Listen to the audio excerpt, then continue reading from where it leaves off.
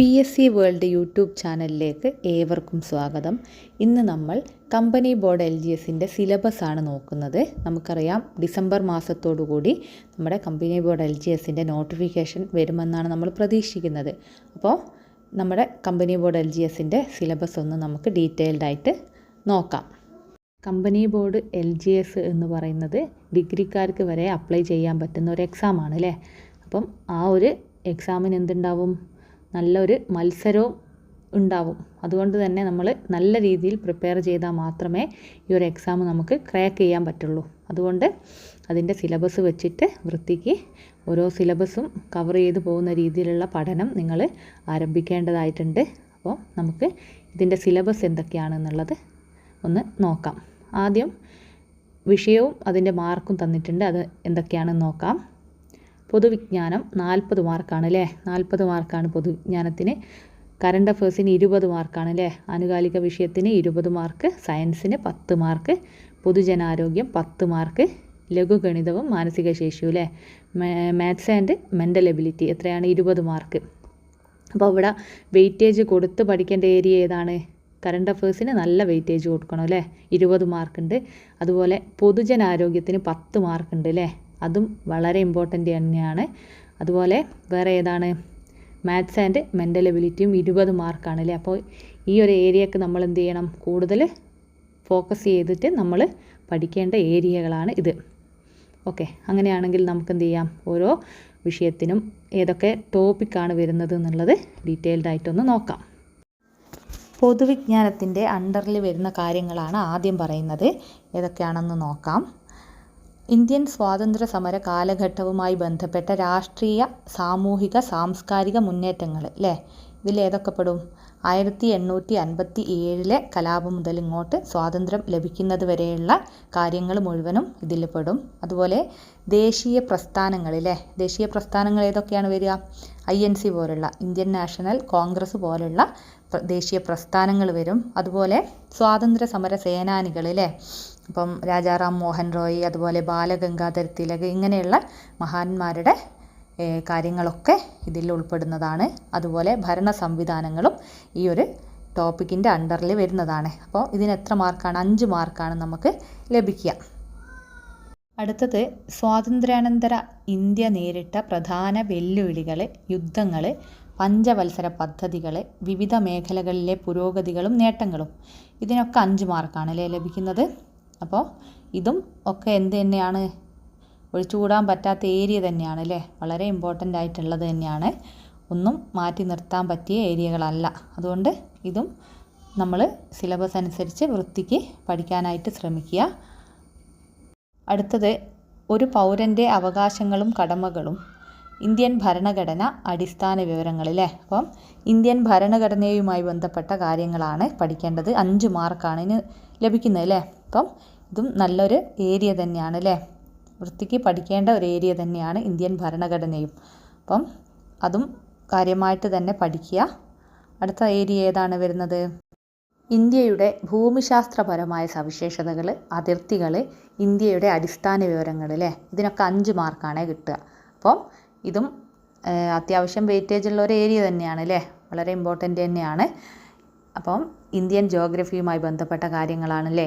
നദികൾ, അതുപോലെ വ്യവസായശാലകൾ, ഇരുമ്പൊരുക്ക് ശാലകളൊക്കെ ഇല്ലേ, അതൊക്കെ റിപ്പീറ്റ് ചെയ്ത് ചോദിക്കുന്ന ഏരിയകളാണ്. അപ്പോൾ അത്തരത്തിലുള്ള PSC ഫോക്കസ് ചെയ്യുന്ന ഏരിയ നോക്കിയിട്ട് പഠിക്കുക, അതാണ് കൂടുതൽ എഫക്റ്റീവ് ആകുക. ഓക്കെ, അടുത്തത് ഏതാണ്? കേരളം, ഭൂമിശാസ്ത്രം, അടിസ്ഥാന വിവരങ്ങൾ, നദികളും കായലുകളും, വിവിധ വൈദ്യുത പദ്ധതികൾ, വന്യജീവി സങ്കേതങ്ങളും ദേശീയോദ്യാനങ്ങളും, മത്സ്യബന്ധനം, കായികരംഗം, തദ്ദേശ സ്വയംഭരണ സ്ഥാപനങ്ങൾ തുടങ്ങിയവയെക്കുറിച്ചുള്ള അറിവ് അല്ലേ. അപ്പോൾ ഇവിടെ നോക്ക് 10 മാർക്കാണ് അല്ലേ. കേരളവുമായിട്ട് ബന്ധപ്പെട്ട കാര്യത്തിന് 10 മാർക്കാണ്. അപ്പോൾ ഏറ്റവും വെയിറ്റേജ് കൊടുക്കേണ്ടത്, ഏറ്റവും വെയിറ്റേജ് എന്ന് പറഞ്ഞാൽ ആനുകാലികവും അതുപോലെ മാത്സൊക്കെ പഠിക്കുന്നത് പോലെ തന്നെ വെയിറ്റേജ് കൊടുത്ത് പഠിക്കേണ്ട ഒരു ഏരിയ, അതായത് GKയിൽ ഏറ്റവും ഇമ്പോർട്ടൻസ് കൊടുക്കേണ്ട ഏരിയ എന്ന് പറയുന്നത് ഏതാണ്? കേരളവുമായിട്ട് ബന്ധപ്പെട്ട കാര്യങ്ങളാണ് കേട്ടോ. 10 മാർക്കാണ്. അത് എപ്പോഴും LGS പരീക്ഷയ്ക്ക് വെയിറ്റേജ് കൊടുക്കേണ്ട ഏരിയ എന്ന് പറയുന്നത് ഈ കേരളവുമായിട്ട് ബന്ധപ്പെട്ട കാര്യങ്ങൾക്കാണ്. ഓക്കെ, അപ്പം അടുത്തത് ഏതാണ്? കേരളം ഭൂമിശാസ്ത്രം, അടിസ്ഥാന വിവരങ്ങൾ, നദികളും കായലുകളും, വിവിധ വൈദ്യുത പദ്ധതികൾ, വന്യജീവി സങ്കേതങ്ങളും ദേശീയോദ്യാനങ്ങളും, മത്സ്യബന്ധനം, അതുപോലെ കായികരംഗം, തദ്ദേശ സ്വയംഭരണ സ്ഥാപനങ്ങൾ തുടങ്ങിയവയെക്കുറിച്ചുള്ള അറിവ് അല്ലേ. അപ്പോൾ 10 മാർക്കിനാണുള്ളത്. അപ്പോൾ ഇവിടെ നമ്മൾ കറണ്ട് അഫയേഴ്സ്, മാത്സ് അല്ലേ, അതുപോലെ പൊതുജനാരോഗ്യം 50 മാർക്കായില്ലേ. അതുപോലെ തന്നെ ഇമ്പോർട്ടൻസ് കൊടുത്ത് പഠിക്കേണ്ട ഏരിയ ആണിത്, ഈ കേരളമായിട്ട് ബന്ധപ്പെട്ട കാര്യങ്ങളില്ലേ. അപ്പോൾ LGS എക്സാമിന് GK പോർഷനിൽ ഏറ്റവും ഇമ്പോർട്ടൻസ് കൊടുക്കേണ്ടത് നിങ്ങൾ എന്തിനാണ്? കേരളമായിട്ട് ബന്ധപ്പെട്ട കാര്യത്തിനല്ലേ. 10 മാർക്കാണല്ലേ. അപ്പോൾ അത് ഓർത്ത് വെക്കുക. വെരി വെരി ഇമ്പോർട്ടൻ്റ് ആയിട്ടുള്ളൊരു ടോപ്പിക്കാണ് കേരളമായിട്ട് ബന്ധപ്പെട്ട എല്ലാ കാര്യങ്ങളും. ഈ പറഞ്ഞ കാര്യങ്ങൾ മുഴുവൻ ഇമ്പോർട്ടൻസ് കൊടുത്ത് പഠിക്കുക കേട്ടോ. ഇതിൽ തന്നെ ഏത് ഏരിയ ആണ് കൂടുതൽ ചോദ്യം വരുന്നത് നോക്കിയിട്ട് ആ ഏരിയ കണ്ടെത്തി പഠിക്കുക. ഓക്കെ. അടുത്തത് ഇന്ത്യൻ സ്വാതന്ത്ര്യ സമരവുമായി ബന്ധപ്പെട്ട് കേരളത്തിലുണ്ടായ രാഷ്ട്രീയ സാമൂഹിക മുന്നേറ്റങ്ങളില്ലേ, അതുപോലെ നവോത്ഥാന നായകന്മാർ. ഇതിന് 5 മാർക്കാണ് അല്ലേ. കേരള ഹിസ്റ്ററിക്ക് 5 മാർക്കാണ്. അപ്പോൾ 5 തെങ്ങ് കലാപം മുതൽ സ്വാതന്ത്ര്യ സമരം കാലഘട്ടത്തിലുണ്ടായ എല്ലാ കലാപങ്ങളും അല്ലേ. ഏതൊക്കെയാണ്? ആറ്റിങ്ങൽ കലാപം, അതുപോലെ വൈക്കം സത്യാഗ്രഹം, ഗുരുവായൂർ സത്യാഗ്രഹം, ഇങ്ങനെ ഒരുപാട് സത്യാഗ്രഹങ്ങളും കലാപങ്ങളൊക്കെ ഉണ്ട്. അതൊക്കെ വൃത്തിക്ക് പഠിക്കുക. അതുപോലെ നവോത്ഥാന നായകന്മാരില്ലേ, ഏതൊക്കെയാണ് ഇമ്പോർട്ടൻസ് ഉള്ളത്? ചട്ടമ്പി സ്വാമികൾ, വാഗ്ഭടാനന്ദൻ, അയ്യങ്കാളി, ശ്രീനാരായണ ഗുരു, അതുപോലെ വൈകുണ്ഠസ്വാമികളില്ലേ. ഇത്തരത്തിലുള്ള നവോത്ഥാന നായകന്മാരെ പറ്റിയൊക്കെ പഠിക്കുക. അപ്പോൾ 5 മാർക്കാണ് ഇതിന് കിട്ടുന്നത് കേട്ടോ. അടുത്തത് GKയുടെ അണ്ടറിൽ വരുന്ന കാര്യം ഏതാണ്? ശാസ്ത്ര സാങ്കേതിക മേഖല, കലാ സാംസ്കാരിക മേഖല, രാഷ്ട്രീയ സാമ്പത്തിക സാഹിത്യ മേഖല, കായിക മേഖല എന്നിവയുമായി ബന്ധപ്പെട്ട വിവരങ്ങളിലെ 5 മാർക്കിനാണ്. അപ്പോൾ ഈ ഒരു ഏരിയ എന്ന് പറയുന്നത് വൈഡായിട്ടുള്ള ഒരു ഏരിയ ആണ് അല്ലേ. അപ്പോൾ ഇങ്ങനെയുള്ള കാര്യം, ഈ ഒരു ഏരിയ നിങ്ങൾ എങ്ങനെ പഠിക്കണം? പ്രീവിയസ് ഇയർ ക്വസ്റ്റ്യൻ പേപ്പറിൽ വരുന്ന റിപ്പീറ്റ് ചെയ്ത് ചോദിക്കുന്ന കുറേ ചോദ്യങ്ങളുണ്ട്. അത്തരത്തിലുള്ള കാര്യങ്ങൾ നോക്കിയിട്ട് കൂടുതൽ പഠിക്കുന്നതായിരിക്കും ബെറ്റർ ആകുക. എല്ലാ കാര്യങ്ങളിലും അങ്ങനെ തന്നെ കേട്ടോ. കാരണം ഇതൊരു LGS എക്സാം എന്ന് പറഞ്ഞാൽ കൂടുതലായിട്ടും നമുക്കറിയാം പ്രീവിയസ് ഇയർ ക്വസ്റ്റ്യൻസിനാണ് ഇമ്പോർട്ടൻസ് കൊടുക്കുന്നത്. അപ്പോൾ അങ്ങനെ previous year question paper work out ചെയ്ത് തന്നെ പഠിക്കുക. കൂടുതൽ സമയവും ഓരോ ദിവസവും എന്ത് ചെയ്യുക? ക്വസ്റ്റ്യൻ പേപ്പർ വർക്കൗട്ട് ചെയ്ത് പഠിക്കുക. ഓക്കെ. അപ്പോൾ ഇത്രയും കാര്യങ്ങളാണ് GK ആയിട്ട് ബന്ധപ്പെട്ട് നമുക്ക് പറയാനുള്ളത്. 40 മാർക്കാണ് GKക്ക് അല്ലേ. അതിൽ GK ഭാഗത്ത് ഏറ്റവും ഇമ്പോർട്ടൻസ് കൊടുത്ത് പഠിക്കേണ്ട ഏരിയ എന്ന് പറയുന്നത് ഏതാണ്? കേരള ഭൂമിശാസ്ത്രം അല്ലേ. കേരളമായിട്ട് ബന്ധപ്പെട്ട കാര്യങ്ങൾക്കാണ് നിങ്ങൾ കൂടുതൽ ഇമ്പോർട്ടൻസ് കൊടുക്കേണ്ടത്. ഓക്കെ. അടുത്തത് കറണ്ട് അഫേഴ്സ് ആണ് അല്ലേ. Current affairs 20 മാർക്കിനാണ്. അപ്പോൾ റീസെൻ്റായിട്ട് നടന്നുകൊണ്ടിരിക്കുന്ന കാര്യങ്ങൾ PSC ചോദിക്കുന്ന ഏരിയ നോക്കിയിട്ട് പഠിക്കുക.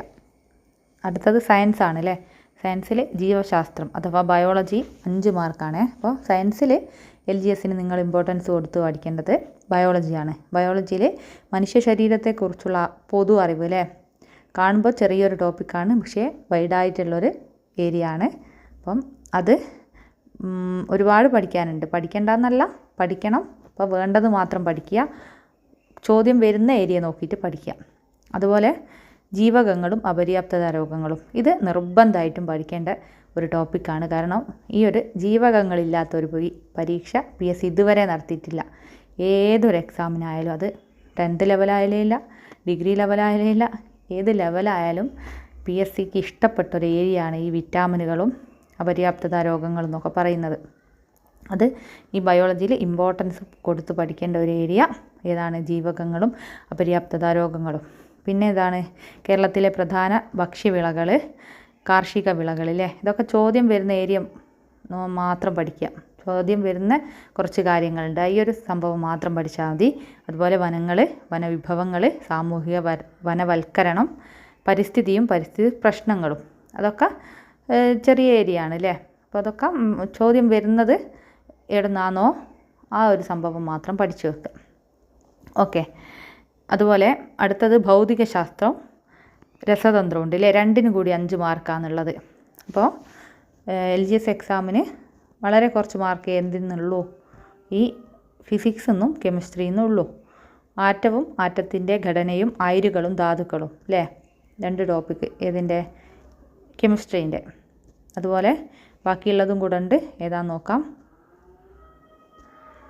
മൂലകങ്ങളും അവയുടെ വർഗീകരണവും, അതുപോലെ ഹൈഡ്രജനും ഓക്സിജനും, രസതന്ത്രം ദൈനംദിന ജീവിതത്തിൽ അല്ലേ, പിന്നെ ദ്രവ്യവും പിണ്ഡവും, പ്രവൃത്തിയും ഊർജ്ജവും, ഇതൊക്കെ ഫിസിക്സിൻ്റെ ആണ് പറയുന്നത്. പ്രവൃത്തി ഊർജ്ജവും ഫിസിക്സിലാണ് വരുന്നത്. അതുപോലെ ഊർജ്ജവും അതിൻ്റെ പരിവർത്തനവും, താപവും ഊഷ്മാവും, പ്രകൃതിയിലെ ചലനങ്ങളും ബലങ്ങളും, ശബ്ദവും പ്രകാശവും, സൗരയൂഥവും സവിശേഷതകളും, ഇതൊക്കെ ഫിസിക്സിൻ്റെ അണ്ടറിൽ വരുന്നതാണ്. അപ്പം ഇതിൽ പിന്നെ ഫിസിക്സിൻ്റെ കാര്യം പറയുമ്പോൾ പ്രവൃത്തി ഊർജ്ജവും വളരെ ഇമ്പോർട്ടൻ്റ് ആണ്. അതുപോലെ താപവും ഊഷ്മാവും അതും വേണം. പിന്നെ എന്താണ് പ്രകൃതിയിലെ ചലനങ്ങളും ബലങ്ങളും, ഇതൊക്കെ ചോദ്യം വരുന്ന ഏരിയ തന്നെയാണ് കേട്ടോ.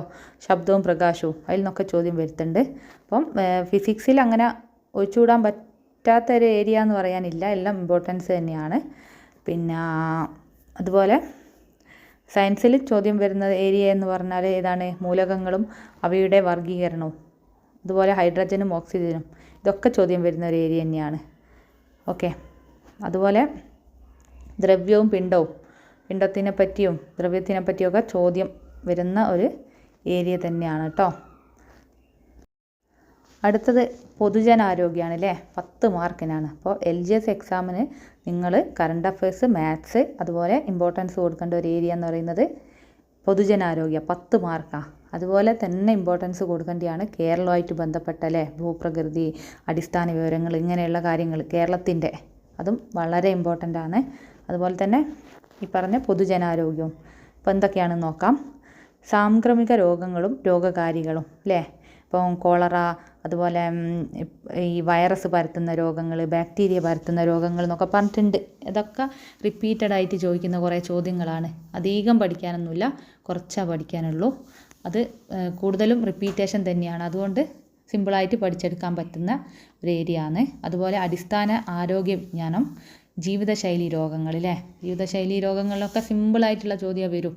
കോമൺ ആയിട്ട് ഉള്ള കാര്യങ്ങൾ മാത്രമേ ചോദിക്കൂ. അതുപോലെ കേരളത്തിലെ ആരോഗ്യക്ഷേമ പ്രവർത്തനങ്ങൾ, ഇവിടെ ഇതിൻ്റെ അണ്ടറിൽ വരുന്നതാണ് ഒരുപാട് പദ്ധതികൾ അല്ലേ. ഇപ്പം എന്താണ് ആർദ്രം പദ്ധതി, താലോലം, സ്നേഹപൂർവ്വം എന്നൊക്കെ പറഞ്ഞിട്ട് ഒരുപാട് പദ്ധതികളുണ്ട്.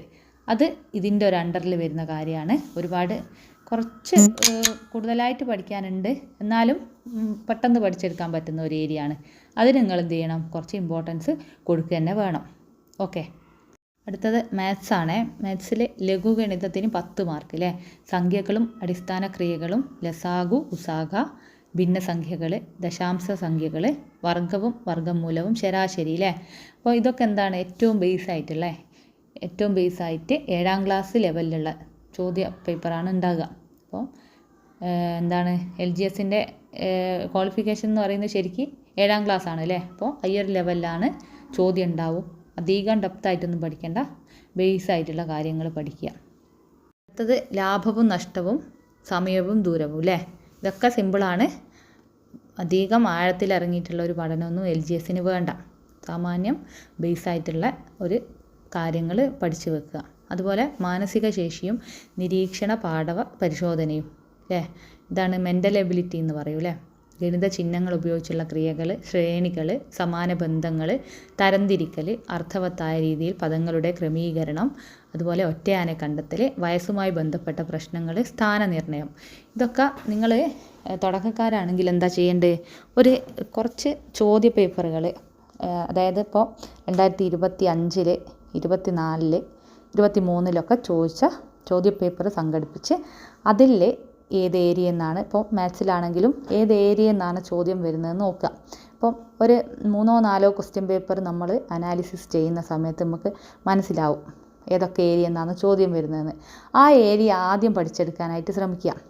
അത് ഈ ഏരിയ എന്ന് പറയുന്നത് കോമൺ ആയിട്ട് ഈ 4 ക്വസ്റ്റ്യൻ പേപ്പറാണ് നമ്മൾ ചെയ്യുന്നതെന്ന് വെച്ചാൽ ആ 4ലും ഈ ഏരിയ വന്നിട്ടുണ്ടെങ്കിൽ ഉറപ്പായിട്ടും അതെന്താണ്, അത് PSC ഫോക്കസ് ചെയ്യുന്ന PSCയുടെ കോർ ഏരിയ എന്ന് നമുക്ക് മനസ്സിലാവും. അപ്പോൾ അത്തരത്തിലുള്ള ഏരിയകൾ ഏതാണെന്ന് കണ്ടെത്തിയിട്ട് അതിന് ഇമ്പോർട്ടൻസ് കൊടുത്തിട്ട് ആദ്യം പഠിക്കുക. എന്നിട്ടാണ് പിന്നെ എന്ത് ചെയ്യുക എന്നിട്ട് സിലബസ് വൈസ് ഓരോന്നും തീർക്കാനായിട്ട് നോക്കുക. ഓക്കെ. അപ്പോൾ ഏകദേശം ഒരു ധാരണ, ഒരു LGS എക്സാമിന് എങ്ങനെ പ്രിപ്പയർ ചെയ്യണം എന്നുള്ളൊരു ധാരണ കിട്ടിയെന്ന് വിശ്വസിക്കുന്നു. നിങ്ങൾ ആദ്യമായിട്ടാണ് ഈ ചാനൽ കാണുന്നതെങ്കിൽ എന്ത് ചെയ്യണം? ഒന്ന് സബ്സ്ക്രൈബ് ചെയ്യണേ. അതുപോലെ നിങ്ങളുടെ കമൻറ്റ് ഒന്ന് രേഖപ്പെടുത്തുക. എന്താണ് ക്ലാസ്സിനെ പറ്റിയുള്ള അഭിപ്രായങ്ങൾ കമൻ്റായിട്ട് അറിയിക്കുക. അതുപോലെ വീഡിയോ ഇഷ്ടപ്പെട്ടിട്ടുണ്ടെങ്കിൽ എന്ത് ചെയ്യുക, ലൈക്ക് ചെയ്യുക, ഷെയർ ചെയ്യുക. Okay, thank you.